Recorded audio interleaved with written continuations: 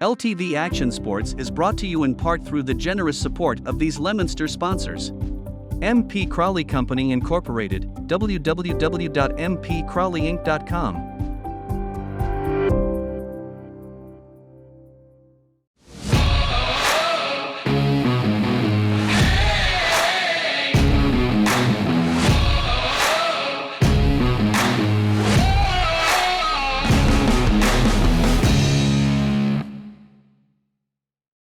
From inside the gym at Leominster High School, we say a very good evening, everyone, on a cold December night outside, inside the gyms all across Massachusetts tonight.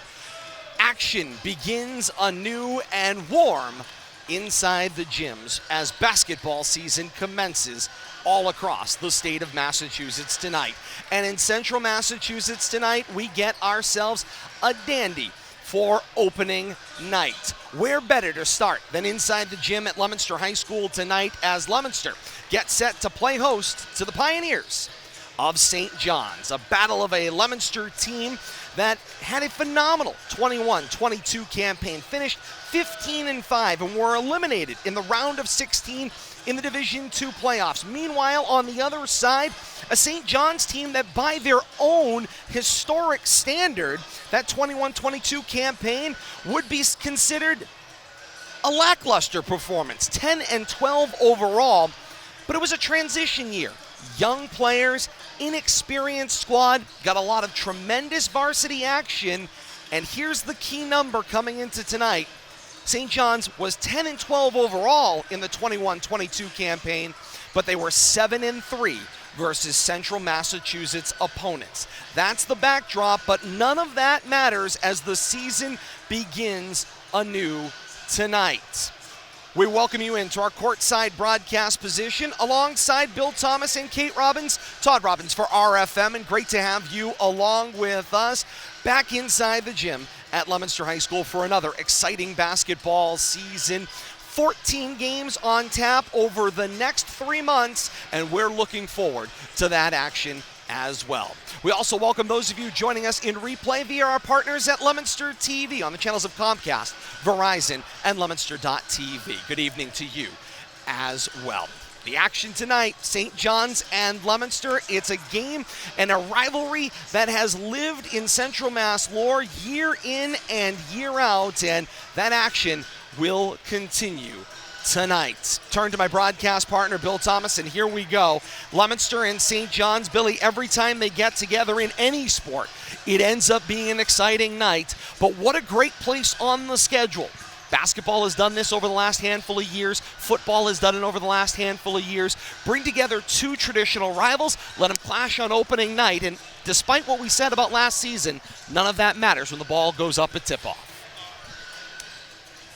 Absolutely, Todd. You hit the nail right on the head. Whenever these two schools, you might as well call them both Division I schools when it comes to Central Mass sports. When they get together, we know we're in for a tremendous event, whether it's on the gridiron, on the basketball court, or on the baseball field. And I expect nothing less tonight, even though it's the opening game for both teams. A lot of young returning players for St. John's, but Leominster is loaded with seniors and veterans, and I think 3 out of the 5 starters at least were starters at some point last season, or were the first or second person player off the bench. So a lot of experience on the Leominster side of the ball, and I expect them to improve on that 15-5 record from last year. And that is, of course, the goal. Kate, we spoke to or traded emails with Coach Kevin Crutchfield coming into tonight, and that's the thing he said. He wants to improve on a 15-5 record in the previous campaign, and of course, he's going to be tasked with doing it with a team that, although they are going to be different starters, there is a reliable starter, and that reliable starter is the player that Coach Crutchfield made no mistake about it, is the leader of this team, and that's Justin Dada coming in for his 4th varsity season. When you talked about their record from the 2021-2022 season, and it was more than respectable, as you said. And so as Coach Crutchfield has Dada as a senior this year, of course you're looking to build upon that. One of the items that we noticed last year is that a lot of pressure was put on Dada, a lot of times self-inflicted, but you never really knew who else on the roster for Leominster on a given night was going to step up and have a big game. It can't just be Justin Dada all the time. He needs the pieces to come together, and you need various sections of your starting lineup or people off of your bench to have big games so that not all the pressure rests on the shoulders of one individual. There's a lot of talented athletes on that Leominster Blue Devils varsity squad, both upperclassmen and, of course, we have that spark of some underclassmen as well that I'm sure we'll talk about coming out off the bench. It's going to be very interesting to see.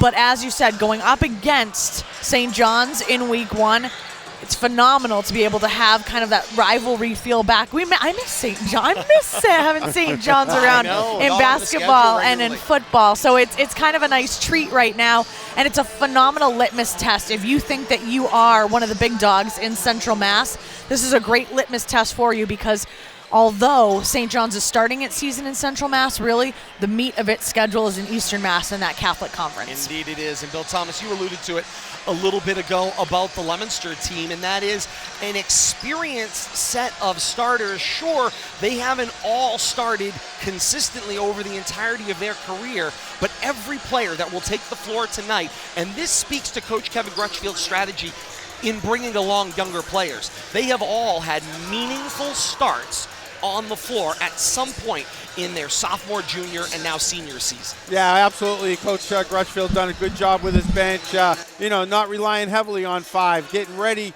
for second halves of games, and making sure that he's got players coming off the bench that are fresh, but are game prepared. And now they're season prepared when they have to step into the role that they were coming in to fill off the bench. They're coming in as a starter now, and they got to set the tone. It'll be interesting to see how these starters, I think Ricky Encarnacion was off the bench last year for a better part of the season. I think Chase House was too. So we'll see how these guys fit in as starters now. Set the tone, see if they can't get that starting 5 off to that fast start that we like to see. It's going to be a fast game tonight. I see a lot of athletes out here, a lot of height. I expect some fast break, a lot of running. Might see a score, even though it's the opening night.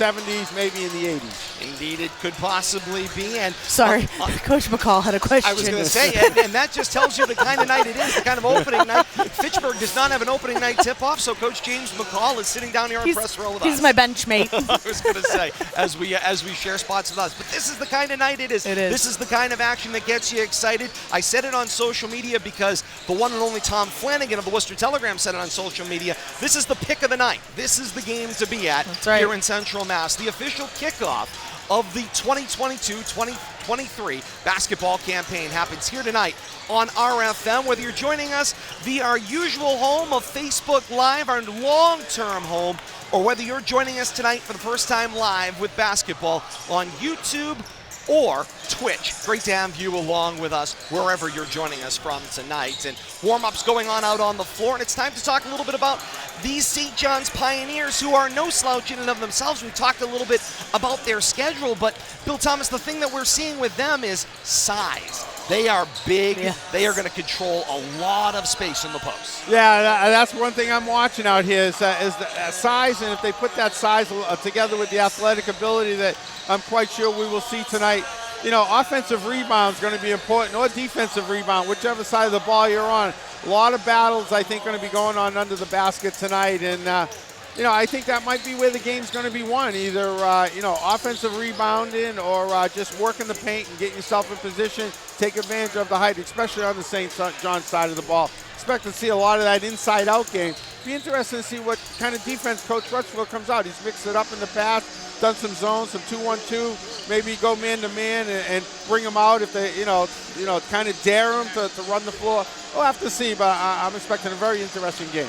And Kate, Bill Thomas made reference to, of course, keeping your opponent off balance, and that's something that Coach Crutchfield is getting ready for this St. John's team as they try to match up defensively against them, and that has a lot to do with a St. John's team that can both play the man-to-man and then play a dogged man-to-man, but also at the same time for Coach Foley. And hey, he's been around a long time. He's been here a minute. His 42nd season tips off tonight, so he knows his options out there. So not only can he play a dogged man-to-man on the floor, they can make a flip to a zone defense and try to push Leominster to perimeter and force them to shoot from the outside. Well, and this is, like we said, one of the reasons we call this the litmus test is they're going to have to show their dynamicism tonight right off the bat. This is not going to be a situation and where you can kind of have that long smolder to get ready. Leominster needs to have, and this has been a bugaboo both on the boys' side and the girls' side, 4 full quarters. They got to come out shooting right off the bat. They've got to come out on fire right off the bat, and they've got to put together 4 consecutive quarters, both on the offensive and defensive end of the ball, in order to make a statement here because, as we said, being able to play St. John's and Central Mass early on, it's going to let you know where you stand. And that's no easy situation to say the least. And of course, we've talked a little bit about kind of where we're going tonight with Leominster and St. John's. We've got an extra minute here off the top of the broadcast, so let's talk a little bit about where this schedule goes from here. And there is a busy year of boys basketball ahead, both here on RFM, but also for this boys basketball team. Bill Thomas, they start off with St. John's tonight, and then they're the Road Warriors. They're on the road at Algonquin, then they're on the road at Burlington, then they travel for the Framingham tournament over the holiday break, and then it's on the road at Shepherd Hill, on the road at Neshoba, on the road at Wachusett. Leominster doesn't get another home game until January 13th on the boys' side of things. Well, you know, that if they can become road warriors and be successful at it, Todd, you know that's going to set them up for the last half dozen games of the season.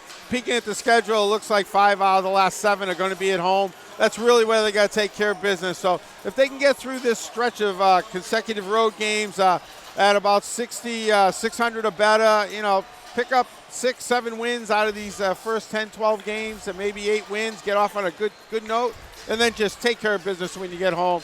Get into the playoffs. You know, it's all about 10 games. We're not working that power number and up and down and where you're at. You got to win 10. I kind of like the Leominster's position. Prove yourself on the road and then come in and take care of business at home to set yourself up for the playoffs. Indeed they will. You can see a litany of boys games ahead for us here on RFM. 2 before we take the holiday break here at home at St. John's, and then the opportunity to go out on the road to Burlington over in the Middlesex League. It was a phenomenal game here last year at the gym at Leominster High School. We're looking forward to head down to what is a beautiful facility down at Burlington for that action coming up later on in the month as well. And then it's into the new year when we'll see Leominster and Fitchburg and the return of the boys-girls doubleheader. We'll have that action for you coming up as well. But before we get there, it all starts here tonight. It's Leominster and St. John's. We check the pulse of both teams when we continue. Tip-off of Leominster and St. John's following these introductions and the national anthem from the gym at Leominster High School. You're watching high school basketball right here on RFM. And with that, we're ready for basketball in the 2022-2023 campaign. Inside the gym at Leominster High School tonight and here on RFM. Great to have you along with us. Whether you're joining us on Facebook, YouTube, or Twitch, great to have you along with us tonight, or in delay with our partners at Leominster TV.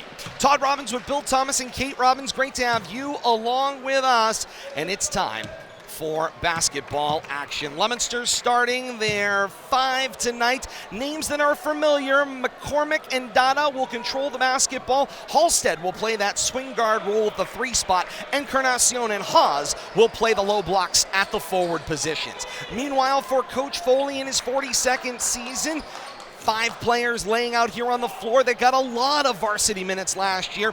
Barnes and Giroge will be in control of the basketball, and then it's a lot of forwards in the lineup. Basgard, Ironman, and Miller. Encarnacion takes the jump against Ironman. Ironman wins control, and the Pioneers will go right to left here in quarter number 1. Pioneers wearing the road red on red, offset with white numerals front and back. This is Ironman with a low block drop for Barnes. Barnes goes back up top. He finds Giroge. Giroge entry into the post for Basgard. Whistle before the shot. The foul for contact on the floor. 7:34 to play here in quarter one. Still a scoreless basketball game. First foul goes against Leominster on the night. It's Bill DeHaas.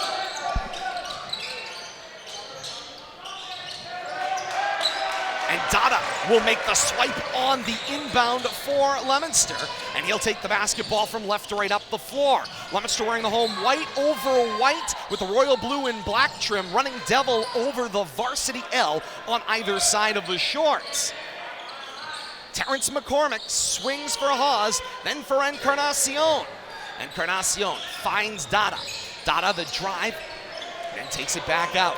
Held out swinging around, finds its way to Haas, into double coverage. He goes hard to the floor. He was looking for a foul, but it was all ball and a nice block by Basgard going to the baseline. Ball out of bounds and Leominster keeps the basketball. St. John's big man doing the job underneath, shutting down Leominster's drive. They're going to control a lot of space, Bill Thomas, and they certainly are on this first pass down the floor. Nice baseline find for Haas, swiped away by Basgard, and the shot clock goes off. But in transition down floor, it's Jiroge with the lay-in, and the Pioneers draw first blood. 6:45 to play here in the first. It's 2-0 St. John's. Good heads-up basketball there, St. John's, not afraid to run. Whistle for a reach-in foul call. This one's going to go against Barnes. And Bill Thomas, we mentioned the shot clock as it resets here. Massachusetts has adopted the National Federation rule for shot clock in this campaign. 30 seconds for years, now 35 seconds, the same as you saw in college basketball on the men's side for years and years. Yeah, good point. I just noticed that, Todd. We're not working with that typical 30-second shot clock this year. We'll have to see if that changes the game at all. Dada. Slows it down a little. The inbound for McCormick. Swings it for Halstead. Halstead for Encarnacion. The drive, floats it up, a little too strong, off the glass, and the rebound down for Ryan Miller. Leominster falls back into their man-to-man. Go baseline. Haas with the tap, crossing through the lane, and it's taken away by Dada. Dada up floor, presses the tempo down the lane, bothered, misses everything on the lane, and it's Basgard for the rebound. Right back down the floor come the Pioneers. Shane McNulty on the floor, got his first touch. Now he'll get one here. With the dribble, gave it up, put it in the corner, find Jiroge. Jiroge with the drive to the elbow, drops it off for McNulty. McNulty turnaround, knocked down by McCormick, but he let the ball go. McNulty followed up and missed the lay-in. Halstead skidding into the baseline, and he'll end up out of bounds on the hustle play defensively. Pioneers keep the basketball, and in this first time interval of the first quarter, Kate, it has been a low-scoring basketball game. It's been a low-scoring basketball game, but everybody's already broke a sweat, so things are going well. It's not that it's not been clean, but it's been a little bit chaotic out there thus far. Things have been a little bit frantic. You can tell right now everybody's trying to get their sea legs under them.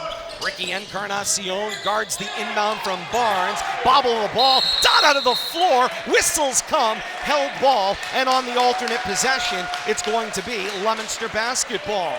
Good active defense right there, that man-to-man.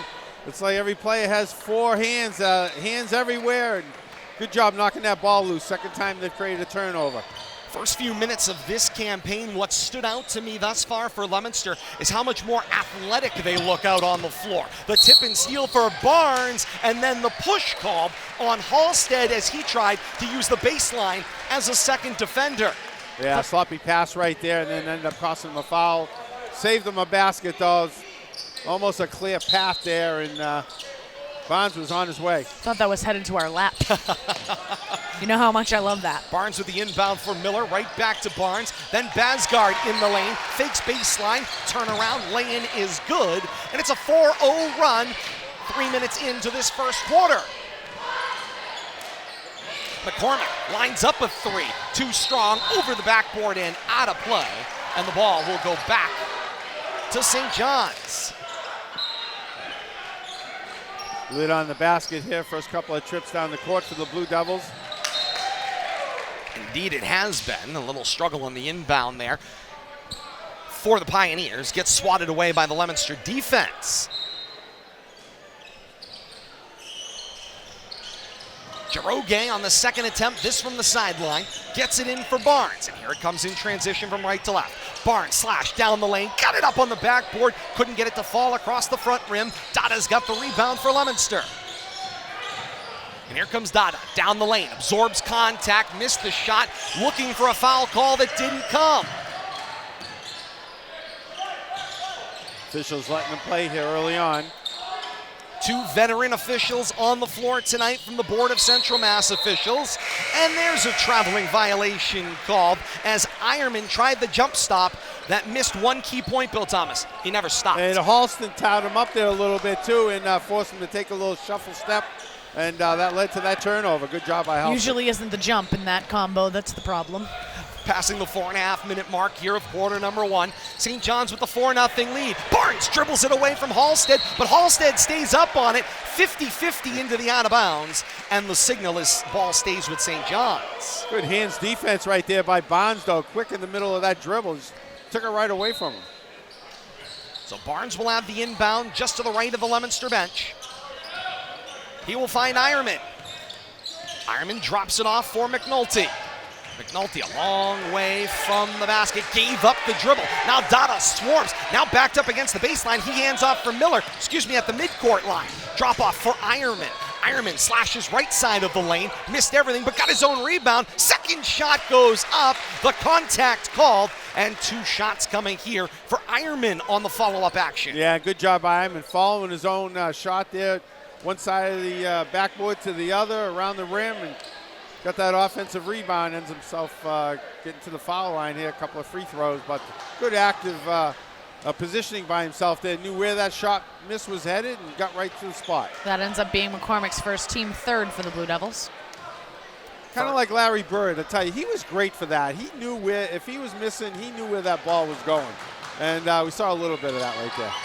Ironman goes 0 for on the trip, and we're halfway through the first quarter. Basgard got the rebound, and it's a second opportunity on this trip up the floor for the Pioneers. Long drought of scoring here for Leominster. In the early going of the season, McNulty the slash, Basgard found him, layup missed, rebound for Leominster, and here comes Dada down floor. Leominster looking to get something started offensively. Hawes with the dribble entry, got taken off his feet, got no call, and the action's coming back the other way. Swallowed up again. A giveaway. Barnes, he thought he was bothered, but he dribbled that one away from himself. Leominster with the turnover, and Carnacion down the lane. Nice find by Halstead. And Leominster's on the board almost 5 minutes into this first quarter, but they stem the 4-0 run. It's a 4-2 run. 3:10 to play here in the first quarter. A 4-2 St. John's lead. You can tell this is early in the season here for both of these teams. Indeed, but the intensity is there. The turnaround shot for Ironman doesn't go, and Hawes has got the rebound. A lot of one-shot possessions down the floor, Kate. Yes, we're watching tennis right now. Indeed we are. Action will swing for McCormick. Drops it in for Dada. Dada a little too strong off the front of the rim, and the loose ball is fought out by McNulty. McNulty slipped in under the radar there. Miller tries to find Basgard, and it's picked by Hawes. And Hawes comes back down the floor. In my conversation with Coach Crutchfield prior to the season, 2 players he identified, Bill Thomas, that played in transition for Leominster, and that was one of them. Hawes finds Halstead, the lay-in good. Yeah, and you can see those kids have played together a little bit. They were looking to pull that move. Little backdoor action there down the weak side of the lane. They pulled it off perfectly. In this campaign, he's looking, that's Coach Crunchfield, for leadership contributions from McCormick and Hawes to work with Dada, who he said is the team's heartbeat. And you know, Dada's going to be the one every other team's going to focus on. So you got to step up and take the pressure off that number 1 guy and be 1A, be 1B, and you know, that's what those 2 players are going to have to do this year. Basgard missed the lay-in, still 4-all at the 1:45 of the first. McCormick with the swim move, short on the layup, but drew the contact, and Terrence McCormick is going to the line to shoot 2. Nice job right there by McCormick.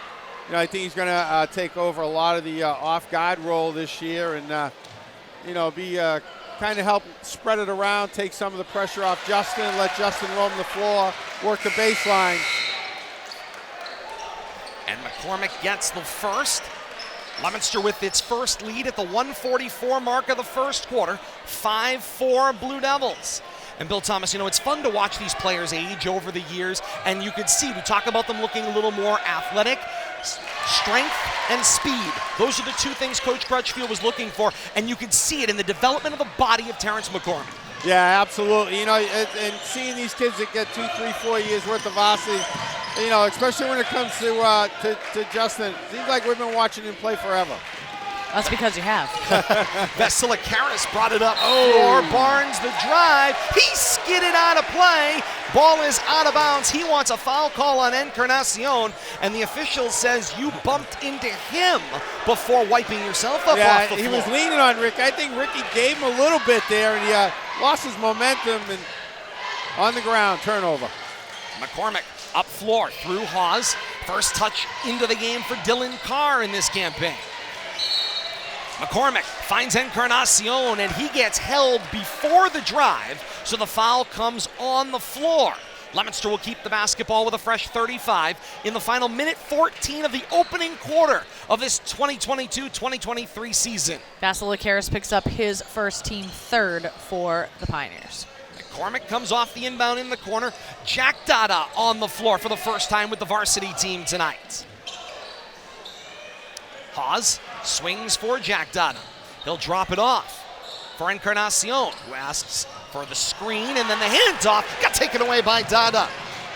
Jiroge picked up the loose ball, lay-in, missed, follow-up action. Vasilikaris with the finish at the rim, plus the foul. Well, that's the way you trail the play down court, Todd and Kate, and then you clean up the mess, and Johnny on the spot right there. Caught it in the air, Bill Thomas. He had already left his feet and then finished in midair. That's the way you do it. You put it back, absorb the contact, because you're not the only one going after that ball, but to get that put back, a lot of body control there. Jack Dada picks up his first, team fourth. Completes the three-point play, does Vasilikaris, excuse me. He's and Greek. Right back on top goes St. John's by a 7-6 margin. They allow the sub in on the make. Final minute here of the opening quarter of the season. Is taking a look at Jack Dada looking at the past? A little bit. I think that's a fair way of looking at it. It's like 3 years ago. Osiris Lopez, the freshman phenom on the football side of things, gets his first action with the varsity tonight as well. After a touch, trying to set a couple screens, now it's Hawes.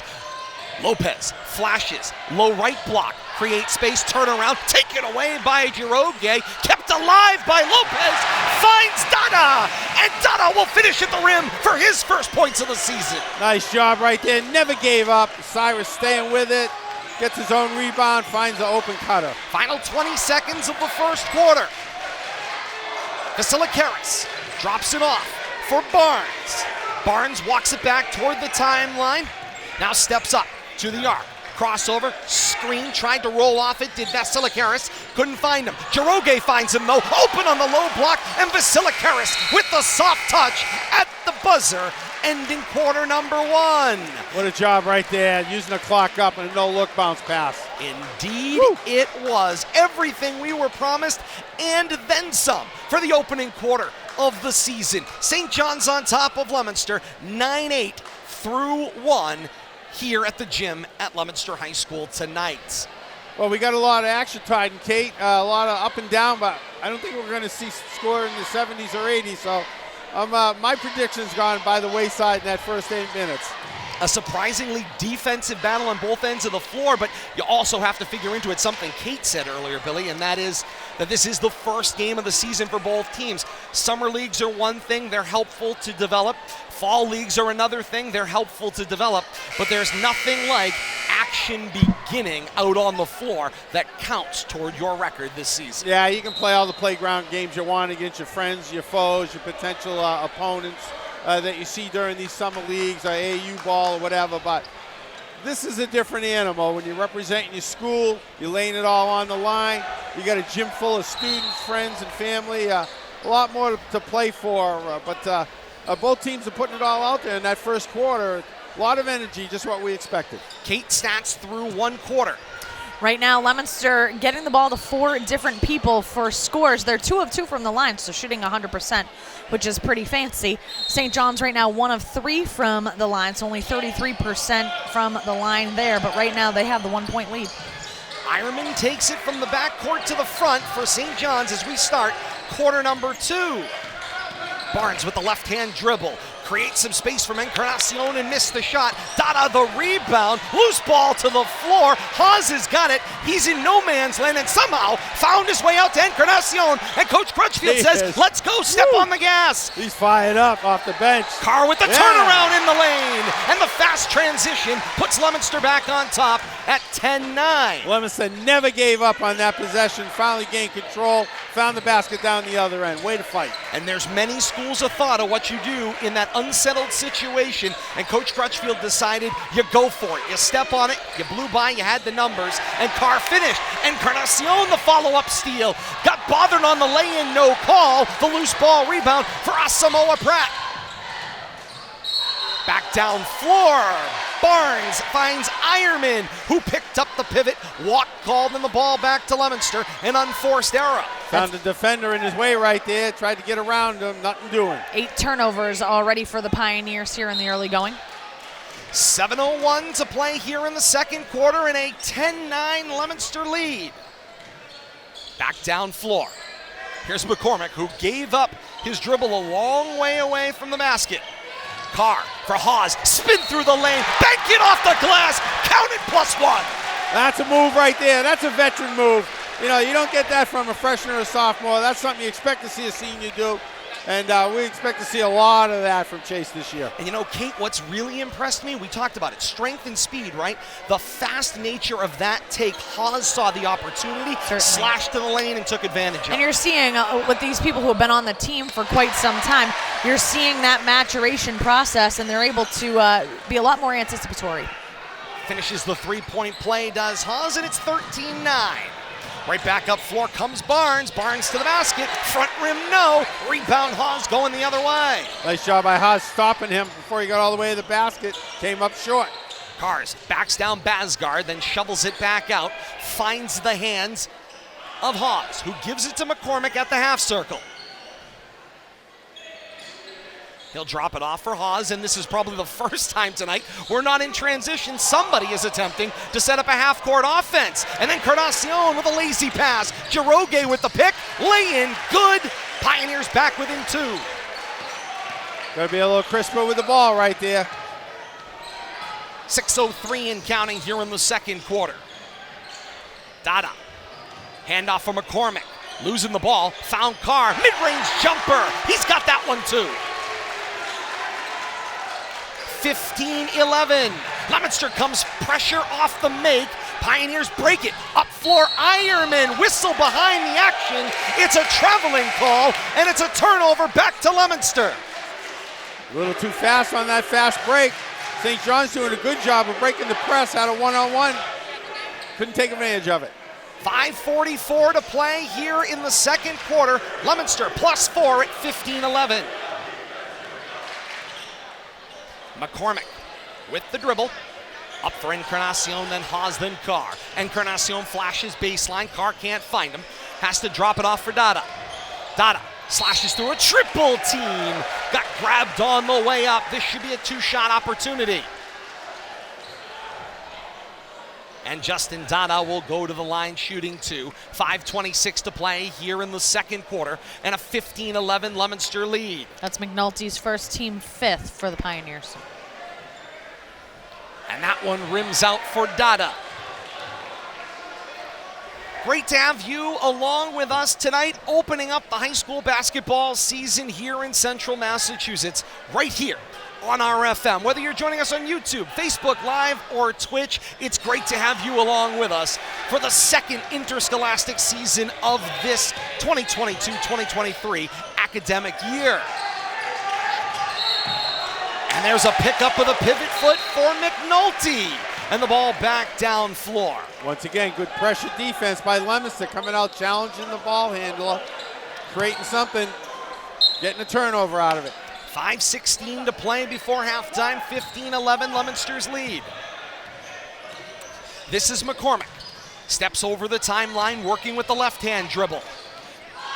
Drops it off for Dada. Dada back to Haas. Haas is gonna now take a run at it. Through the lane, lots of contact, offensive foul call. Nice job by Ironman. He may not have squared up fully in front of Haas, but he took the worst of the contact. Yeah, did a good job holding his ground. Haas a little bit out of control right there. Didn't get bailed out, got billed for the foul. And the words you use there, Bill Thomas, out of control, that's the key balance, right? You can have the quick first step to the basket, but you've got to do it within control. Right, you got to know where that second step's going. Watch out for the defender. He got caught right there. Barnes finds Vasilikaris. Goes back to Barnes. And Barnes will slow things down here in the half-court left. Vasilikaris from straight away. Puts the ball down with a right-hand dribble. Now off for Ironman. Ironman drops it for Barnes off a screen. 4.5 to play here in the second quarter. 8 to shoot. Barnes waits for the clear out. Through 4 Blue Devils, and Barnes will finish the lay-in. Nice job. Good patience right there. Took every bit of that 35-second shot clock. Right back up floor. McCormick, a wide open three. Thought he had it. A rebound for Vasilikaris, and the foul is away from the basketball. Yeah, I think it looks like he got through, who was that? Carr to the floor there underneath the basket going for that rebound. That's where he got billed for that. Vasilikaris picks up his second, team 6th for St. John's. And Vasilikaris has had a great presence on the floor for St. John's here in the early going. He certainly has.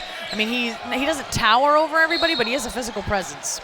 Dada absorbs the hand check on McNulty, and that's 7. That should put Leominster at the line, shooting the 1+ option.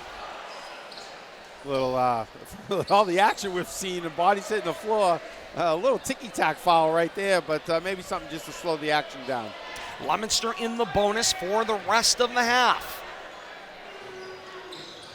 Dada can't get the first one to fall. Battle for the rebound between Carr and Vasilikaris. Carr gets the tie-up, and Leominster has the arrow. Nice job right there on that miss. Dada struggling from the line, 0 for 3 tonight. Carr finds Dada. 3 away. Front rim, no. Battle for the rebound. Carr in again. They had a tie-up on the baseline. There was a foul up top. Carr is billed for the foul, and the ball will go back to St. John's. They're not going to give them all ball twice in a row. A little conversation over here with the coach. Ball back in play. Halfway through this second quarter, Leominster comes with the full court pressure. Vasilikaris flashes. He'll get the inbound then to McNulty. McNulty now in the half court left. Drops it off for Ironman. Ironman, the catch and replace for Ryan Miller back on the floor. Miller screens for McNulty. The roll off, couldn't complete the pass. Miller got it back, and Encarnacion makes the pick. Crosses it away from McNulty, and then settles the action. Tries to throw a bullet to the baseline. It got deflected out of play. Nice job there by Encarnacion, though. Good anticipation, waiting for some help, and pulled it back out. Got some help. See if they can't convert now. Last touched by St. John's. Leominster gets the follow-up action. From the straight line stack, Dada from the baseline inbound. A little soft touch from the foul line. Wouldn't go, but McCormick ran down the rebound. He'll set up Dada. Triple threat position, now puts it on the floor. Broke a couple ankles. Jumper, front rim, no. And the rebound down for Basgard. Dada struggling from all over the floor tonight. Mid-season, he'd be hitting a lot more of those. 3.5 to play here in the second quarter, and it's 15-13. Leominster on top. Both teams have gone a little quiet over the last couple of minutes. Basgard backs down. Carr rises up and lays it in and good. We're at 15 all. Good job using his size right there. Little jump hook. Back down floor. Encarnacion for Carr. 3 away. Tried to body English it in, but the rebound gets run down by Miller. Inside, Vasilikaris through a triple team. Finishes the lay-in and takes the foul. Using his size to his advantage right there. Got that post-up position. A little soft one off the bank. Gets the and one. 2:56 to play before halftime. St. John's reclaims the lead at 17-15. This is about what we expected. Not that snail's pace of that first quarter, but business has picked up a little bit here. The early part of a championship fight, Bill Thomas. They can't be swinging haymakers in round number 1. as Vasilikaris finishes another three-point play tonight.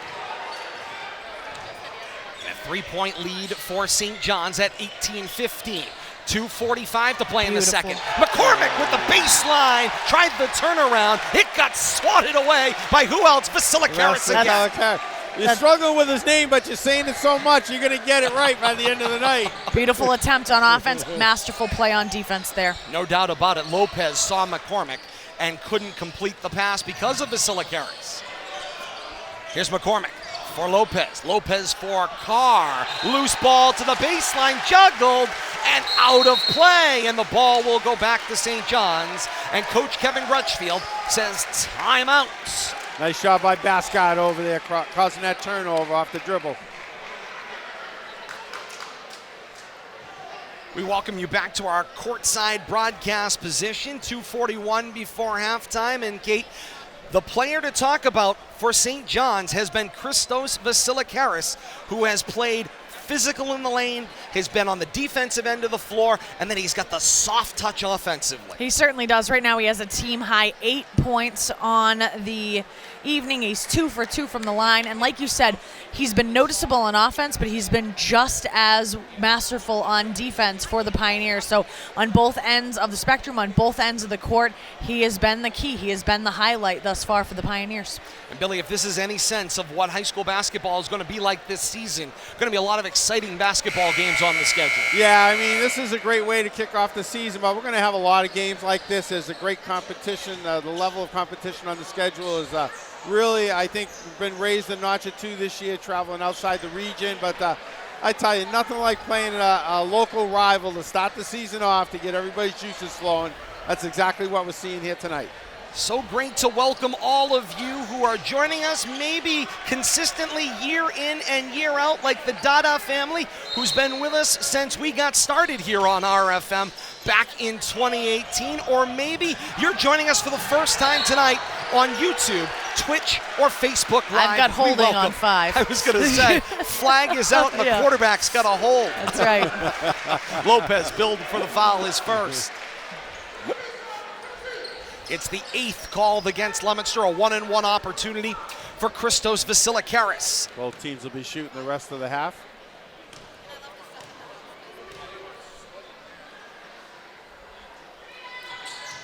And Vasilikaris makes the first one count. 3 for 3 on the night. Donna trying to get the ball in play before anybody noticed. Take any advantage you can get and make it your own. Vasilikaris 2 of 2 on the trip and expands his team-leading 8 to a team-leading 10 of the 20 points thus far scored by the Pioneers. Well, his cobwebs are gone from the early season. I was going to say, he's ready to go. He's ready to go on opening night. 2:22 to play before halftime. St. John's with a 5-point advantage. Carr, after McCormick goes around the world from the elbow, side rim won't go. And the rebound down, back down floor, it's Barnes. Knocked away, loose ball in the paint. Battle for the basketball, Miller tied up with Halstead. Whistles kill the play. Held ball the call, the alternate possession favors St. John's. Coming up at halftime, Kate Robbins has got your first half recap statistically. We will also preview second half action and the rest of the season to come. And hey, there's another team we'll be following as well as on the girls' side of things. We'll have opening night for Leominster's girls basketball program under head coach Rusty Frederick coming up on Tuesday as they play host to Quabbin right here at the gym at Leominster High School. Barnes tried to rock that one home from 3, it doesn't go. Miller, the putback follow, doesn't go, but Vasilikaris keeps the possession alive. A third opportunity for St. John's. Basgard through the pines, can't get the finish, and Carnacion the rebound. Offensive rebounding, though, the name of the game. Dada stops, pops from the foul line, no go. Long rebound and into the hands of Barnes. Bodies to the floor, and the loose ball picked up by Dada.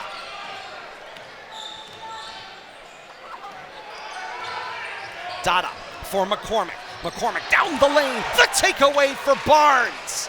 Now Barnes with the ball. Back down floor. Finds Jiroge leaking out. And Jiroge can't finish the contested lay-in. Dada says, let's respond. Back down the floor, draws the contact, going right at the senior Miller. And it's a 2-shot foul as Dada will go to the line. Good job by Dada, though. You're struggling from the field. Get yourself to the line. Maybe you can, change things up, but staying aggressive. Miller picks up his first team 8th. Dada hits the front end of this trip. Is that his first point of the night? It is not. Feels like it. I would say had a couple of points earlier on. In the action. He did in the first quarter. He missed 3 free throws this quarter. Dada's second goes up, side rim, no, and the rebound for Vasilikaris. 1:10 to play here in the second quarter, and Leominster trails by 4. The baseline drive, it's Ironman, turnaround will not go. Battle for the rebound, and Osiris Lopez comes out with it. Good job right there. Back down floor, an open Encarnacion from the left block missed. Lopez, the rebound, turnaround, put back goes. That's a hustle basket right there. Gets a defensive rebound, gets down, gets in position to put offensive putback. Nice job by Osiris Lopez, the freshman. Final 40 seconds here of the second quarter. Leominster trails by 2. St. John's hanging on to the 2-point advantage. Vasilikaris with the ball from straight away. Encarnacion got a hand on it, then got discarded. The ball to Barnes. Barnes tried to go against 2 Blue Devils. Encarnacion out of his shoe, but the loose ball back down floor. It's Jaden Johnson, the sophomore, going in for the lay-in. He got held, and Johnson's going to the line to shoot 2. A little different look out there on the floor, and some fresh faces making it happen. 22 4/10 left here in the second quarter. And Johnson at the line on a 2-shot opportunity. First one won't go. What do we have? 2 freshmen and a sophomore out on the floor right now? Or along with Dada and Encarnacion. Second one won't go either, and Basgard's got the rebound. Shot clock off until halftime. 17 seconds left here in the second quarter. This is Barnes working on Encarnacion. Encarnacion stays with him through the screen. Barnes juggled, lost it out of play. The ball back to Leominster. A little too cute there on that possession. Yeah, maybe just a little bit. Oh, what do we got? And whistles holding up action here. A lot of movement. I was going to say, making sure they had the right number of players. And now more whistles here, as there was a substitution waiting at the table to be brought into the game, as Miller will be on the floor defensively for St. John's. Have some on-the-job learning going on for some of these freshmen. Coach Crutchfield having to be very demonstrative with his instructions and very explicit. Dada with 2 to play before the half. Got the front rim. Ball will roll out of play. Halftime here at the gym at Leominster High School. And Coach Foley, in his 42nd season, is letting the officials know what he thinks of their first half performance. Halftime inside the gym at Leominster High School. It's St. John's 20 and Leominster 18. It's the first half we were promised, Bill Thomas, but maybe a little lower scoring than we expected. Yeah, a lot of action, a lot of up and down, offensive rebounds, turnovers. What you expect early season, but some shooting woes for both teams. Started to break out there in the second quarter, and I think the business is only going to pick up in the second half. St. John's 20, Leominster 18 at the half here on RFM and in delay with our partners at Leominster TV. Great to have you with us. Second half action coming up, and we are at the half in a matter of moments. Kate Robbins sitting here tallying the first half stats. We'll step aside when we come back. Full first half statistics with Kate, and then we will bring you a look at the rest of the Leominster schedule, as well as a look at the girls basketball season ahead for Leominster as well. You're listening and watching high school basketball right here on RFL.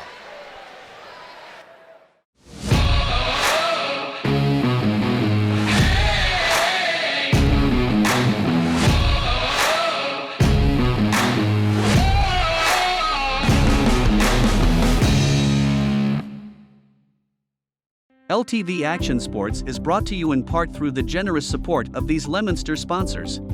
MP Crowley Company Incorporated, www.mpcrowleyinc.com.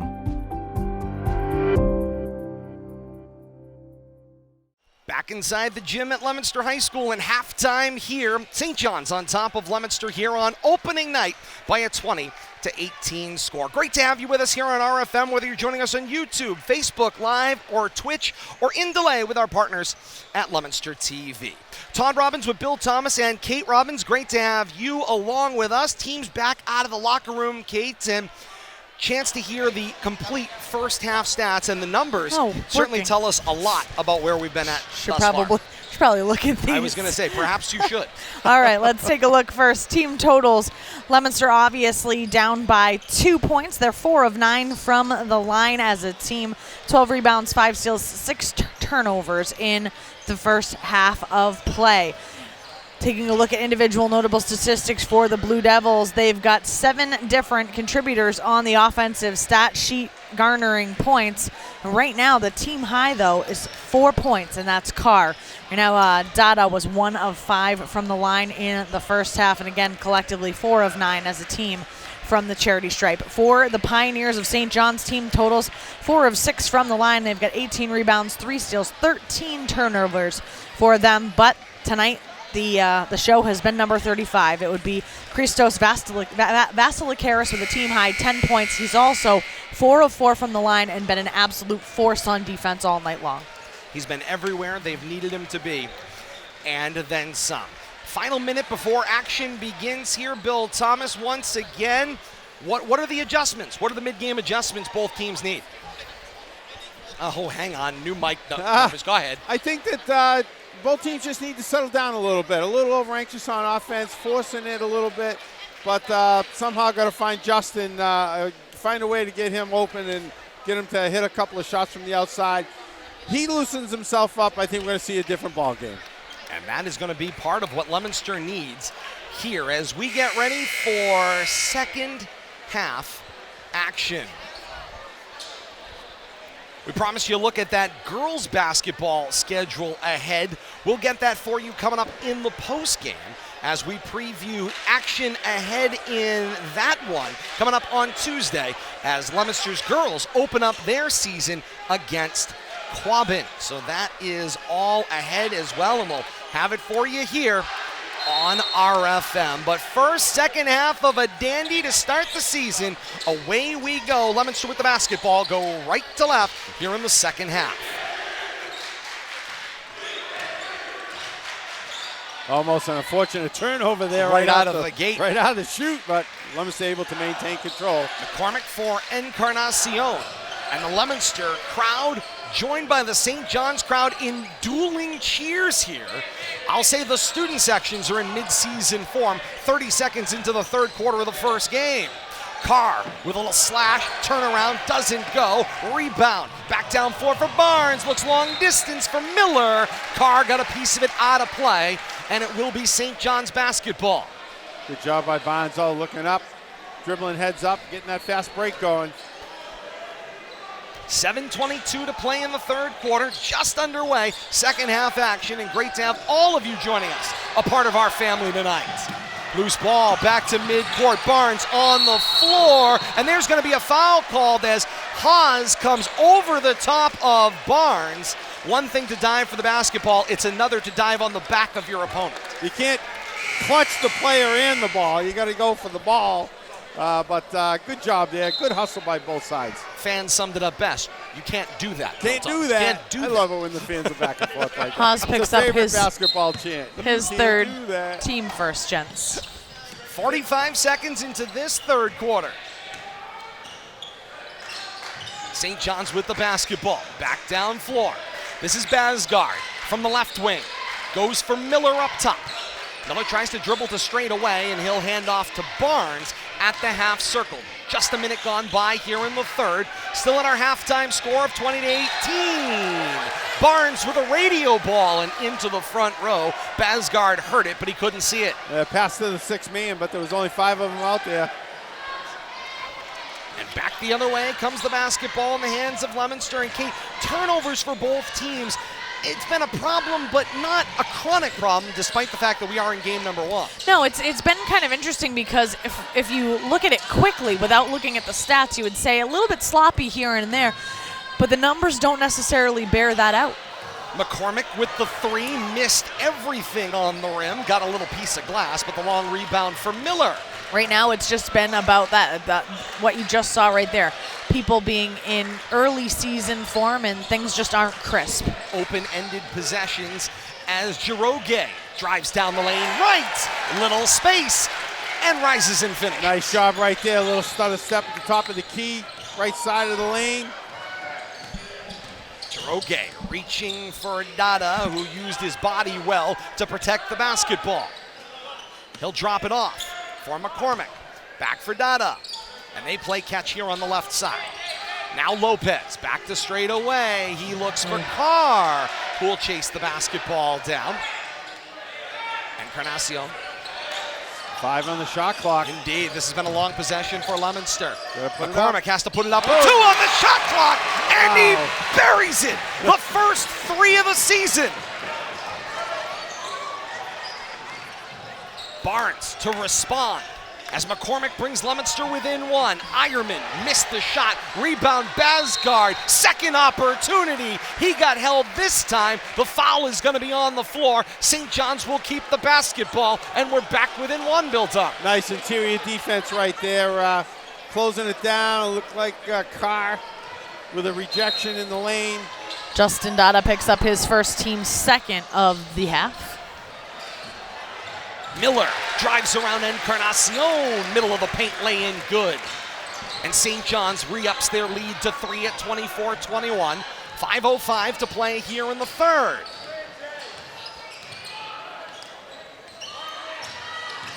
This is McCormick. McCormick around the world, drops it off for Dada. Dada goes reverse, down to the right side of the lane. Back for McCormick, side rim, no. Tap and the rebound for Basgard.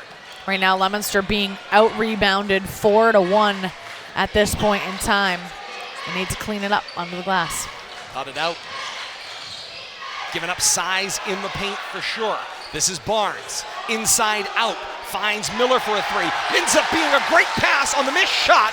Ironman makes the catch and then lays it in and good.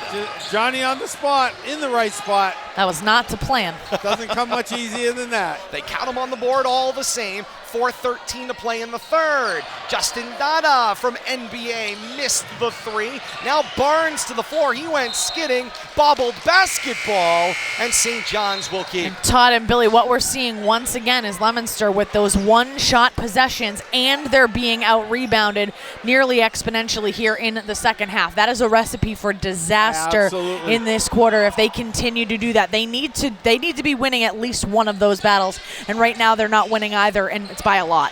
Encarnacion gets the inbound from Carr. Back to the top of the key. This is McCormick. Drop it off for Halstead. Now Carr. Bothered jumper from the foul line. Basgard after the bother, leaked out down floor. Nice job by Carr. Got back into the play, but committed the foul, and Noah Basgard goes to the line for 2. Yeah, but you're right, Kate. Those one-shot possessions right there leading to that fast break, and a couple of foul shots down the other end for St. John's. Carr picks up his second, team third for the Blue Devils. Right now, the Pioneers, no fouls in the second half. And Billy coming up after this Basgard free throw. Carr's going to head to the bench for a few minutes. But let's highlight that matchup. You called Carr out for some great defense on the last trip down the floor. And he's matched up against Basgard, who height-wise, he may be pretty close, maybe giving up a quarter of an inch or so. But size-wise, physically, Basgard more developed. Oh, yeah, and it shows. But I tell you, Carr's doing a great job. He's very active inside. He's got a couple of blocks, a couple of putbacks. Rolls that one in, does Basgard. Perfect on the trip. And the St. John's lead expands to 7 at 28-21. I think Carr brought some good energy. Dada right down into the paint. Had to corral the ball, but turned around and made the jumper. He's got a team-high 5 points right now. And that's kind of hard to believe that he's only got 5, and that's a team high. Indeed. 3.5 to play here in the third. McNulty over his head for Vasilikaris, and Coach Robert Foley is apoplectic on the bench. He wanted that timeout about 10 seconds ago. And finally, the assistant coaches got the official across floor. It is awfully loud here inside the gym tonight. Two great student sections, the community here as well. And hey, in his 42nd season, when Coach Foley wants a timeout, give the man the timeout. Oh, absolutely. You know, and you talk about the community and the gym being full. Seeing people from other communities here too, surrounding communities, they know what type of basketball games being played here tonight, and this is what brings out the crowds, the curiosity seekers, the other fans from other teams. They want to see what's coming up. So let's go watch a good basketball, the only show in town, and I think both teams are putting on a good show tonight for the fans that are here. Had a great conversation with Fitchburg head coach James McCall here tonight. Exactly. Spending his Friday nights here. He's excited to get his team's action underway next week, and of course, get a little sneak peek at the blue and white before their matchup coming up in January. Yeah, and you know, you can never do too much coaching, let's say. You know, and you always see coaches sneaking in. Sometimes they hang in the doorways, on the sides of the bleachers, just trying to blend. But yeah, everybody knows this is a big game for the region, and if you're going to play either one of these teams, it's never too early to start scouting. And it's always interesting to hear what do opposing coaches not involved in the action see. He talked about the defensive play of Ricky Encarnacion being that gnat in the paint. He's everywhere they want to be. But that's Mr. Excitement. We know that from the football side of things. And a lot of it happens off the ball, too, and you don't see it, but it's very important. The entry pass for Ironman to Basgard. Basgard got the layup to the front of the rim. It rolled off, out of play. Hawes cannot believe it. The ball is out of bounds. It will stay with St. John's. St. John's player had inside possession. I thought Hawes, you know, he's reaching over, so they probably gave it off his fingertips. Leominster still doesn't have any rebounds this half. That's a concerning number as this half continues. McNulty, drive, kick, Basgard, no finish. Dada caught an elbow, and then another body to the floor for Ironman, and the officials will kill the action here. I think they want to have a little talk here, but Leominster is going to keep the basketball as the turnover occurred, and immediately the official blew the action dead for the medical situation. Good job right there. Stop the action, get everybody under control. A lot of bodies flying around. Once again, it's not that this game is heavy in turnovers. It's not that it's heavy in like crazy rebound action either. It's just chaotic. And it has been so well officiated thus far. Got to give credit to both officials on the floor tonight. Veterans of this North Central Mass board who have commanded the floor tonight in what is a difficult opening night assignment for a basketball official as well. The drive for Barnes, and Dada with the straight takeaway. 3-on-1 up the floor, drops it off for Johnson. Back to Dada with the finish. Nice job, nice give and go. Give it back, draw the defense, make it an easy 2. 3-point lead for St. John's, 2:15 to play here in the third. Vasilikaris from straight away. Encarnacion the battle. Encarnacion the takeaway. Loose down the floor. Lay in good on the wide open breakaway. Leominster within 1. Nice job protecting the ball with his body right there on the offside. Encarnacion felt like Barnes went out of play on the inbound. No whistle. And back up floor comes McNulty. We're seeing what Encarnacion means to this team right now in the last 30 seconds. Kate, where Leominster is making up for the fact that they don't have a rebound as Johnson with the straight takeaway. The steals and the turnovers they're forcing? That would be the case. Dada down floor, got the open shot from the left of the There's foul a rebound. line, won't go. Encarnacion, the tap, swing Johnson, 3-front rim, top of backboard. They say it stays in play, and Vasilikaris the rebound. Back down floor, pinpoint passing, Barnes to Basgard, to the basket for 2. Now it's Hawes, right back down floor. Spin move, missed everything, and the loose ball rebound belongs to Ironman. 1:10 to play here in the third quarter of an end-to-end quarter number 3. Up and down we go. A lot of action. This is like the spin cycle in a washing machine. Indeed it has been, King. With an extra rinse cycle as Halstead makes the steal. An overactive agitator. What a move by Halstead. See him dribble the ball on on the floor, picking up a few extra seconds. Paid attention on Globetrotters night. Dada, discard, shot won't go. 40 seconds left here in the third. A lot of looking around, though, in certain things. There was no Leominster player ready to rebound that ball on that possession. Not one. McNulty loaded it up, ended up dishing for Barnes, who fed Vasilikaris, who missed the three, and Dada's got an uncontested rebound. Shot He's clock taking off. a breath. Take a sec. Final 20 seconds of the third quarter, and Kate, it's worthwhile. Slow the action here, get a last shot, and also get an early start on a blow going into the fourth quarter. And they both sides need it. This is Halstead for Johnson. Reverse direction finds Haas. 3 seconds to go in the quarter. Haas drives the lane, spun off the rim. Triple zeros ends the third. More chaos. St. John's controls this one by 3 through 3. It's Pioneers 30, Blue Devils 27 here inside the gym at Leominster High School. And Kate, you've got a number that stands out to you. Bill Thomas, one of the St. John's Pioneers, does not score in the third quarter. Pretty quiet for somebody. Any ideas? Is my guess because Vasilikaris. I'm glad I haven't had to say it, Todd. I feel your pain, but I tell you, all 3 quarters been consistent. 10, 10, and 10, pretty much for St. John's, and 9, 9, and 9. It's kind of following suit there for Leominster. Got to find a way to break that string. St. John's found a way to add a point to their halftime lead. Teams back at their benches. The all-important fourth and final quarter of regulation coming up here inside the gym at Leominster High School. Here's another interesting one. St. John's has expanded its lead. They were up by 1 after 1, up by 2 after 2, and up by 3 after 3. 10, 10, 10, 9, 9, 9, it feels like. Unbelievable. And Kate, the thing that stood out to me is that although the numbers have slipped and at times Leominster grabbed the lead by double digits at 1 point, at no point at the end of a quarter has Leominster been leading this basketball. That's correct. Final 8 minutes of regulation are on the board. St. John's controls the basketball to start the fourth quarter. This is Barnes. Barnes from the backcourt working on Encarnacion. Into the front court. Ironman drives on Dada. Nowhere to go, door closed. Dada got the juggle of the basketball. Loose on the pass. Still loose on an unsettled situation. Vasilikaris goes to the floor. And I believe this foul is going to be called on Carr. No, they whistle it on McCormick. Did they call that on 4? And Coach Crutchfield is up off the bench and on the floor. And he is pleading his case off the bench. The action in the middle of the floor here early on, just a little out of control. Officials let it go, though. Not real happy. And Miller will be the substitute into the game. Basgard to the bench. 7:38 to play here in the fourth quarter. Just underway in the last 8 minutes. This is Miller. Miller now for Barnes.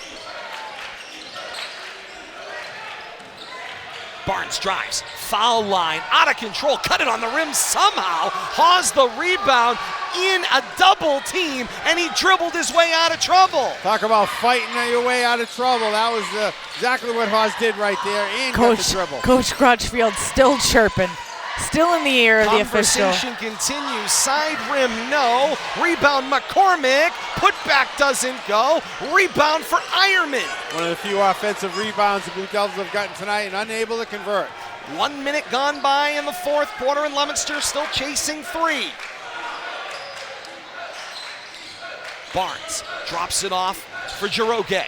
Giroge through the double team. Little tap on the floor, and the lay-in good. Nice little double step right there. Gave him that Euro transition. Lead is 5 at 32-27. 6.5 minutes to play here in the fourth quarter. Dada for McCormick. Dada then slid down the lane. Reversed the direction. Ball goes around to Encarnacion. Encarnacion for McCormick. To Haas. Now Dada got the room on the take. Lay in good. That's a quick step. That's the Justin Dada we come to love.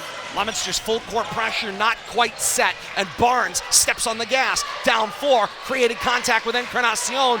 No call, ball out of play, played by Giroge. Nice hustle, and it's Leominster basketball. Officials, the crowd's a little rambunctious. Administration pushes the Leominster fan section back up into the stands. And there are a lot of them over here. Best of luck. I was going to say there's a busy group down there, and there's not even close to enough. 5:55 to play here in the fourth. McCormick, back rim, front rim, no. Dada, put back, fouled on the subsequent action, and Dada's going to the line. Blue Devils finding a way to that offensive rebound stat. A couple of them the last 2 trips down the court. First foul for the Pioneers here in the second half. And that stat just kind of blows me away, Kate. 8, 10, almost 11 minutes of basketball before St. John's committed a foul in the second half. 1 of 6 from the line now, and yes, Bill Thomas, it's quite telling. Yeah, 7, a long time. But I wouldn't say that it has been unwarranted nope. or out of play. This has been very much contested like an old-fashioned Big East basketball game without the elbows or punches thrown. Oh, we still got 5 minutes, 50 seconds. The follow-up goes. Press break on for the Pioneers. They get it into the hands of McNulty. 32-30, Leominster within 2, 5:42 to play in the fourth.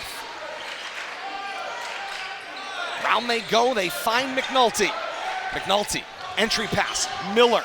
Miller creates some space, jumper from the right wing doesn't go. Follow-up, Basgard got fouled, lay-in doesn't fall. Basgard's got 2 from the line. Good baseline defense right there, but that offensive rebound going to lead to a couple of free throws. If you're enjoying the action you're seeing here tonight on RFM, it's the first of 14 games this season and the regular season we'll have for you right here on Facebook Live, YouTube, and Twitch. Like, follow, and subscribe today. The action will find you on your favorite social media app. You take the action now by liking, following, and subscribing. The action when we go live finds you on your favorite social media app. Basgard gets that one to fall, and the lead is 3 once again at 33-30. Basgard 3 of 4 from the line tonight for the Pioneers. Dada drives into the left wing and the kickback for McCormick. McCormick swings, puts it in the hands of Encarnacion. Encarnacion sends it back out all the way toward that volleyball restraining line on the floor. Dada creates the space, step back 2, it falls, Leominster within 1, timeout on the floor, taken by Coach Crutchfield. Get them together now, play some defense, boys. 5:06 to play in regulation, 33-32, St. John's on top, clinging to a 1-point lead.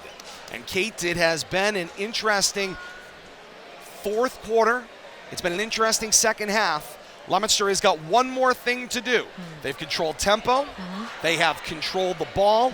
They have not come over the top in the second half to lead the basketball game. And that's absolutely true. And right now in this fourth quarter, Justin Dada has woken up a little bit. Right now he had through 3 quarters 7 points. He's added 5 more, so he's at 12 points. The problem, he's the only Blue Devil to be on the score sheet here in the fourth quarter. I know we're only 3 minutes in, but he's the only one contributing on the offensive stat sheet in this quarter. So Leominster has always been most successful when they've been able to distribute the ball to a number of different of scorers. So that's an item number 1.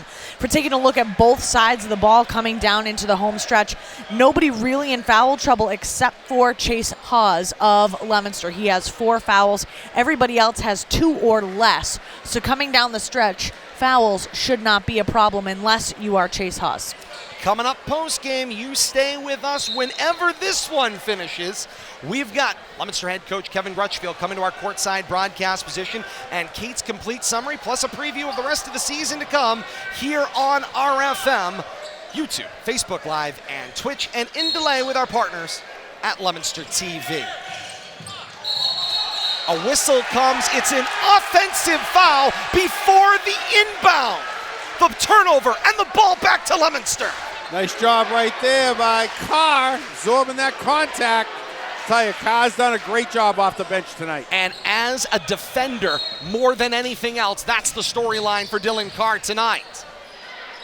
Leominster with the basketball, 5 minutes to play in regulation, chasing 1 point. McCormick the drive, he still had the basketball. Out of play, ended up Miller holding the ball, and the whistle, they say McCormick stepped out first, and Coach Kevin Grutchfield's going to come all the way down and plead his case once again. Also a late whistle on that as the ball was going out of bounds as well. And I don't blame the official, because you end up with 2 players standing side by side and one holding the ball. Yep. He's trying to figure out, what did I see? Correct. First. In that case, he says McCormick with the ball out of play. End up in about the same place. St. John's with the basketball. Barnes down floor. 4:45 to play here in the fourth, and the Pioneers would like to add to their lead. But Carr gets a touch on the ball. Follow-up action. Foul called as Miller steamrolls Carr in a loose basketball, and it's Leominster basketball. Once again, Carr in the middle of it. 4:41 to play in the fourth. 33-32 St. John's. Is it really December 9th? Officials hearing it from the other side. Now, you know it's a good game when both coaches aren't happy each trip up the court. 2 veteran coaches here. Billy likes it when no one's happy. No one's happy. Nobody's happy. We love it. Means it's an exciting basketball game. 4.5 to play here in the fourth. Dada lost the handle. Nice play by Jiroge. Outlet finds Barnes. Lay in good. Nice defensive play right there. And a timeout called. What do we got? Football was put back in play. Up. Coach Grutchfeld got, what are we doing? Something going on. Leominster kids acting up, really? It appears What happened? there are issues Couple in escorts? the hallway. Yep.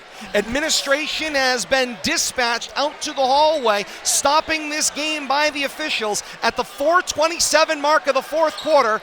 35-32, St. John's on top of Leominster.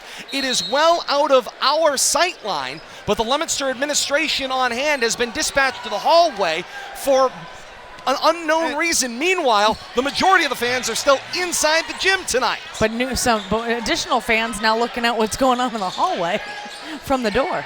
Chaotic situation here. Good job by the officials, though, trying to get things under control. The drive, Encarnacion down the lane, it's good.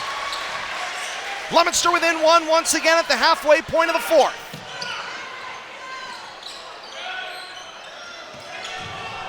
Bodies hit the floor opposite the play. Encarnacion comes up gimpy, tries to scramble back into the play, and Coach Bob Foley says time out. Things are a little out of control. Let's Everywhere. dial it down a little bit. Inside the gym and outside. Good job by the officials, though, get everything under control, because last thing you want is something going on out there that's going to spill into the gym. But nice job right there by the officials. It's becoming an ongoing epidemic. We talked about it, of course, over the PA tonight. There is this national movement brought to you by the National Federation of High School Athletic Associations, and that is to bench bad behavior. This stuff is going on nationwide at every game, and of course has us now spending time talking about it during a basketball game that is far more entertaining on the floor than I want to be talking about what's going on out in a hallway somewhere. Couldn't agree more, Todd. And it's you hate to see this changing aggressiveness when it comes to athletics, non-participants, but something we have to deal with in this day and age. But once again, I think everybody involved did a great job to not allow that to escalate and not allow it to be a distraction. 3:49 to play in the fourth quarter. 35-34. St. John's on top of Leominster. St. John's with the basketball, 27 seconds to shoot. The reset here, fouls 5-3, 5 against Leominster, 3 against St. John's. So fouls to give in both directions here. Nobody's in the bonus at this point. Alternate possession favors Leominster.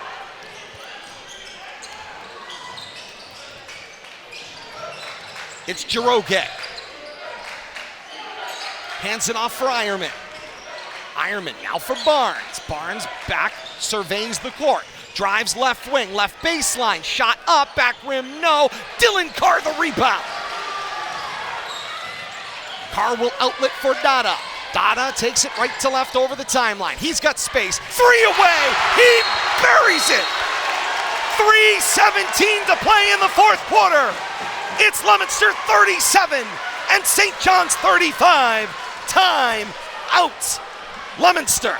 8 fourth quarter points for Justin Dada. 8. And I think that's Leominster's first lead of the night, Todd and Kate, if It's I'm not their mistaken. first lead since the first score. quarter of action. First week. It has been a long time since they came over the top, and we said it at the third to fourth quarter break in transition. That has been the thing that Leominster has failed to do in the second half, and they've done it now here in the latter stages of the fourth. And they've done it on the back defensively of Carr and offensively of Dada. And, we expect Justin to step up. What Carr has done off the bench tonight has been spectacular. Look ahead at the schedule for Leominster in the coming weeks. You can see they spend the majority of the season seemingly on the road. At Algonquin and at Burlington. We'll have that game at Burlington for you here on RFM. You can join us as well. And then Leominster goes to the Framingham tournament. They'll play King Philip, and either Shrewsbury or Framingham, I believe, is the other opposition. Then they're at Shepherd Hill, at Neshoba, at Wachusett. Leominster not back inside this gym until they play Coach James McCall's Fitchburg Red Raiders on January 13th. That's 2023 for those scoring along. 3:08 to play in the fourth quarter. We're back to basketball. 22 to shoot. Barnes behind the back. Foul line jumper. It goes. We're tied at 37. Barnes having himself a great game in his own right tonight. Dada. 6 points for Barnes on the night. Off a screen for Hawes. Dada now reverses for McCormick. McCormick straight down the lane. The runner. It goes. 39-37. Leominster plus 2. 2.5 to play in the fourth. Vasilikaris tries to hand off, and Carnacion the pick. Dada open to the rim. Lay in good. Mr. Excitement making it happen. Timeout Pioneers.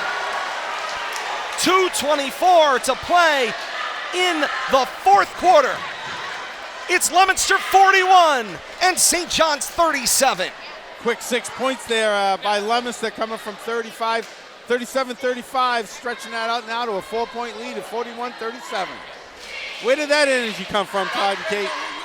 Opportunity to relive this one. It will be available immediately on demand on these same social media platforms. If you are out there and you've got a friend who loves basketball, guess what? We're not done yet. If they're not here already in the gym, or they're not here with us on the broadcast, there's still time to call and get them on YouTube, Facebook Live, or Twitch to see the conclusion of this one, because we're far from home. 41-37, Leominster 2:24 to play here in the fourth. Whale of a ball game we're being treated here tonight, and it's far from over, and we might even be staring at overtime the way these two teams have been battling. The reset still about the same place we were. 2:24 to play in the fourth. 41-37 Leominster lead. 5 fouls called against Leominster in the second half. 3 called against St. John's. Alternate possession arrow favors Leominster. St. John's basketball. They can run the baseline. This is McNulty. Tries to break the pressure. He finds Jiroge. Jiroge will bring the ball into the front court from left to right. Rocking the dribble back and forth. Spins off Dada. Dish down low. Basgard the finish. Nice job right there. Caught the Leominster defense flat-footed, taking advantage of that weak side baseline. Basgard with a team high 13 for St. John's. 41-39. 2 minutes to play in regulation. This is Carr.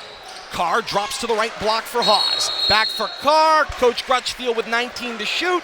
Let's diagram something up. Yeah, a little bit too much standing around there for coaches like it, and I don't blame them for calling that timeout. Let's get everybody together. 41-39, Leominster on top of St. John's on opening night. This has all the feels, Kate, of mid-February It's December 9th. It's opening night. It's one way to start your season. I mean, it's one way. If you want to get the cobwebs out right away and you really want to get an adrenaline rush, I mean, get the B12 out and put it right in, because holy cow, is this one.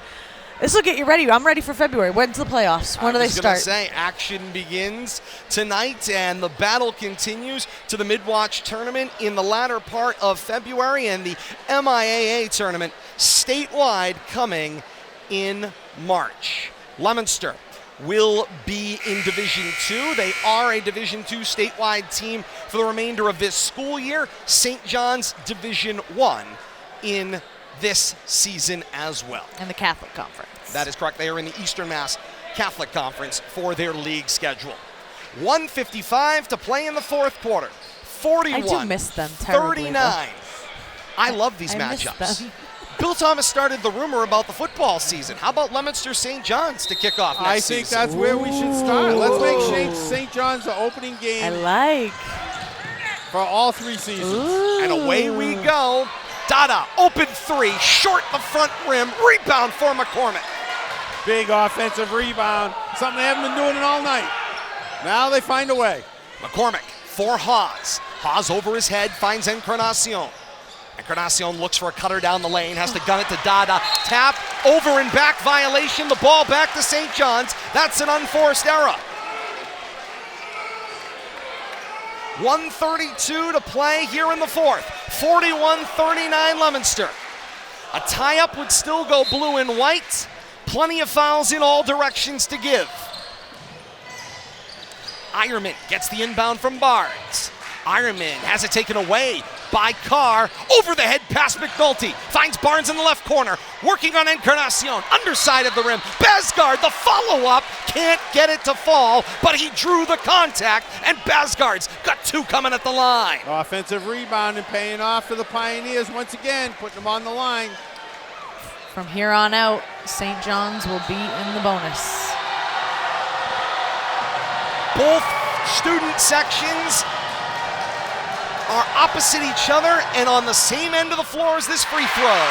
And Basgard can't get the first one to go, and the blue and white side of the building is elated. He's 3 of 5 from the line on the evening. Basgard, ball in hand. Looking to close this to a 1-point game. Down it goes, and he does. 41-40. St. John's will fall to a half-court man, and Leominster brings it over the timeline. 1:10 to play in the fourth quarter. Leominster with the slim advantage. Hawes from McCormick. The roll-off. McCormick the drive. Basgard the takeaway. Outlet for Barnes. 2-on-1 down the floor. Nice job by Barnes, but he missed the lay-in. And the rebound for Carr. Finds Donna. Leominster +1. 50 seconds left here in the fourth quarter. Donna finds McCormick. McCormick finds Haas straight away. But a 20-second differential, shot clock to game clock. Haas will drop it. 15 seconds to shoot. Dada got tied up. He got grabbed from behind as he tried to give the pass away.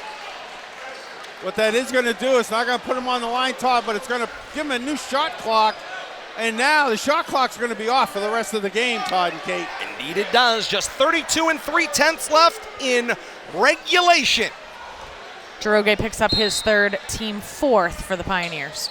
Dada looking for an inbound option, and Coach Crutchfield Timeout. says, let's spend that timeout. Yeah, That good got job. a little long in the tooth. Could be a quick 5, and you don't want that kind of turnover on a 1-point game with the last possession looming. Stay with us at the conclusion of this one. Kate's got your full stat recap of opening night, and Coach Kevin Crutchfield joins us courtside following his team meeting in the locker room. So stick and stay with us at the conclusion of this one. Great to have you with us tonight, whether you're joining us on YouTube, Facebook Live, or Twitch via RFM Live tonight, or with our partners in delay on Leominster TV on the channels of Comcast, Verizon, and Leominster.TV. Thank you all so much for being a part of our family tonight on this Friday night, December the 9th, 2022. Both teams in their huddles, both coaches here, experienced in these moments. This is a playoff atmosphere. And you can't ask for anything more, Todd. You're right. And it's pre-holiday break, friends. I mean, we don't usually hit our stride till January, friends. I mean, can we keep this up for an extra month? All of our listeners joining us, enjoying the ball game right along with us tonight. 32 3/10 left in the fourth. A tie-up goes to Leominster. 6-4 the fouls. Leominster has had 6 whistled against them. If they go to 7, it's a 1-and-1 opportunity for St. John's. Plenty of fouls to give for the Pioneers. Pause the inbound. Finds Dada. They're trying to give the foul, and now they do. Clock ran a couple of extra seconds off there. 28 8/10 left here in the fourth quarter. It's a home clock. Indeed. Fourth foul there called against Giroge, who had to give the foul. And now Giroge gives the foul before the inbound, holds the clock, but that's the night for Jason Giroge. That's his 5th. And he's going to be sorely missed. A lot of energy out there. The information has not made it to him, but Not Jason yet. Giroge, the senior, will not be seeing the end of this game. Is that 5? That's the horn. He's got 5. Officials And now the talking to him officials right have let Jason Giroge know. And hey, a nice kind Hey, round of great game. applause from Leominster, as Giroge will not see the end of this basketball game on the floor, but he had a great night for the Pioneers. So Ryan Miller, the senior, will replace him at the forward position on the floor. 28 seconds to go. Inbound. Right away St. the John's, foul. Yeah. But they got what they want now. They're putting the Blue Devils at the line. It's the only way they're going to get the ball back. They'll shoot 1-and-1, and Dylan Carr goes to the line. And they did it efficiently. Only 1 second came off the clock the whole they time. had, 32, I think, when they started. So 5 seconds, 3 fouls. Carr's first. Does not go. Clock begins. Basgard with Barnes. 23 seconds left here in the fourth quarter. Leominster with the 1-point lead. Coach Foley says timeout at 20.5 seconds left here in the fourth. And Barnes was being lazy coming up to midcourt right there. I think coach is worried about a timeline violation. But I tell you, coming down to the last possession, did we expect anything less, Todd and Kate? I don't think so. Has the longer shot clock made a difference in possessions? I was wondering that as the time was winding down. 5 seconds here, 5 seconds here. A possession or 2 doesn't sound like a lot over the course of 30, 40, 50 possessions a game, but when it comes down to a 1-possession game, absolutely. It's a rule change this season in Massachusetts. Believe it or not, Bill Thomas, most states in the nation still don't have a shot clock in the game of basketball in the year 2022. Massachusetts is around the 30th, 34th school or so to adopt the Federation's rule. Massachusetts has always had a shot clock, but it was 30 seconds. They now adopt the Federation rule of 35 seconds. So where did more 35 in line. come from, the odd number? There's got to be a mathematical game 24, of course, equations. was when the shot clock got invented. Syracuse Nats coming up with that one back in 1952.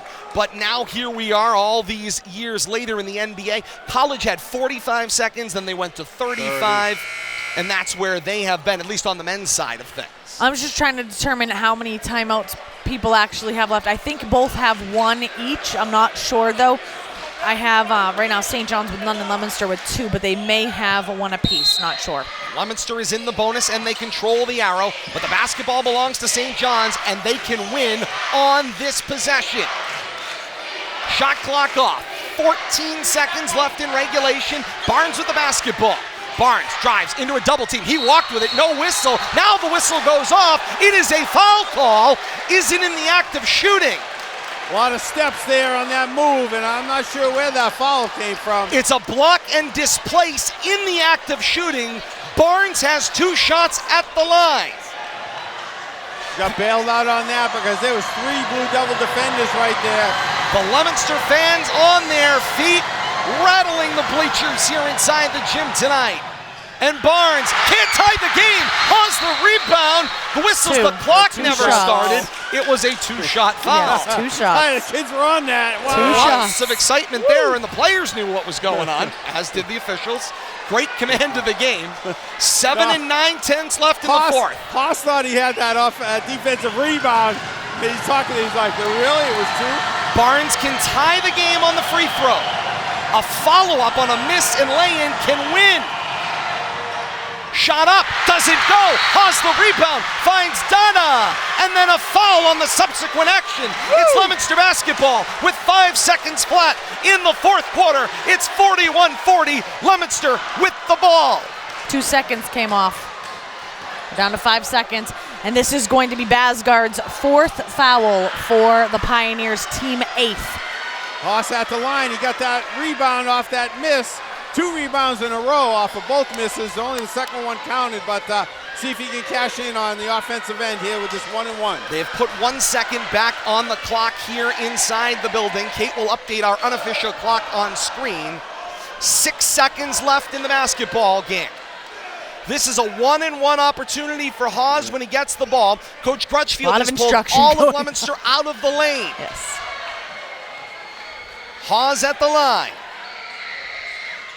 Gets the first one to go. That is a massive free throw. Wow. Crowd goes crazy.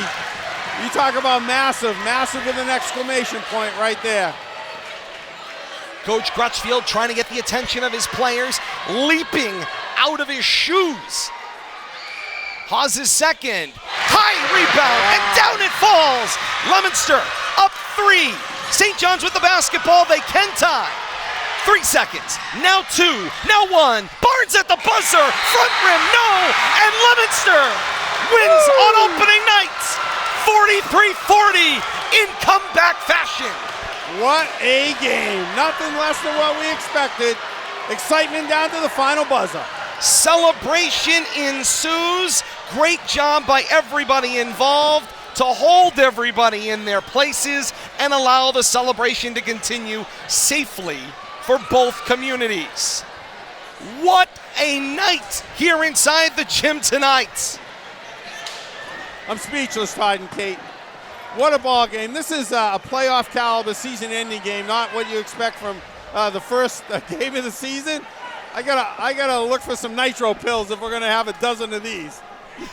Both teams tonight came out and battled through their opening night jitters and found their way to settle this basketball game in exciting fashion down to the last possession. And for St. John's, Nick Barnes, the sophomore, was the guy that Coach Foley would want with the basketball, and he was just short off the front rim of tying this one. Yeah, they had the situation they wanted. They gave up 3, maybe 4 fouls in less than 5 seconds to get that situation where they could at least have a possession of the ball with a chance to do something, a chance to win. They weren't able to come through, but the Pioneers did everything they needed to do at the end to make this a ball game. Just couldn't put the ball in the hoop. Blue Devils found their way to that rebound, the most important rebound. House got it there on that second miss. They hadn't been rebounding all night, but the fourth quarter they came alive on both ends of the court under the boards. Leominster a winner on opening night 2022, 43-40. Leominster over St. John's. Blue Devils 1-0 to start the season. St. John's 0-1. What action we have been treated to here, and we are just getting started here inside the gym at Leominster High School tonight.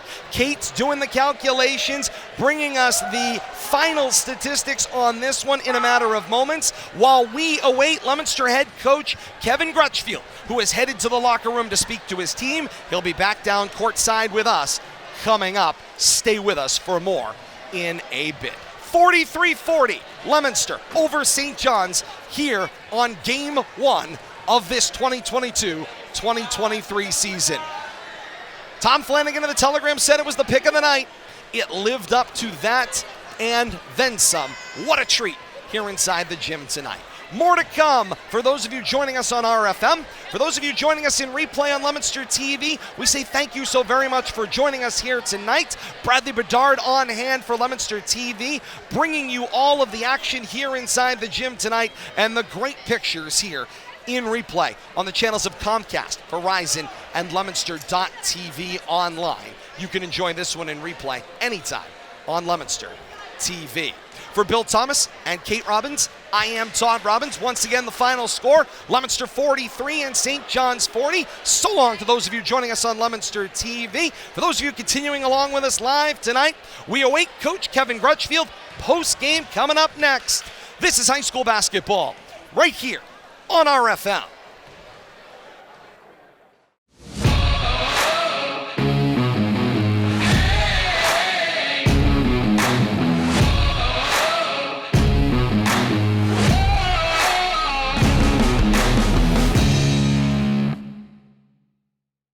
LTV Action Sports is brought to you in part through the generous support of these Leominster sponsors. MP Crowley Company Incorporated, www.mpcrowleyinc.com.